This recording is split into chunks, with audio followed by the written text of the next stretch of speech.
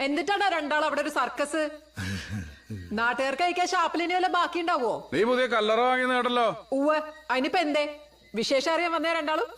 അല്ലടി മറിയേ, എനിക്കൊരു പിടുത്തം കിട്ടണല്ലോ. ഇനിയിപ്പോ ഇവിടെ ആരും മരിക്കാൻ? അതിന് ഞാനില്ലേടാ ഇവിടെ. മറിയേ, അതെടാ, ഞാൻ പണ്ടാരടങ്ങി ചാമ്പ കുഴിച്ചിടാനാടാ. എടി നിന്നെ നാവ് കുറച്ച് കൂടണ്ടട്ടാ.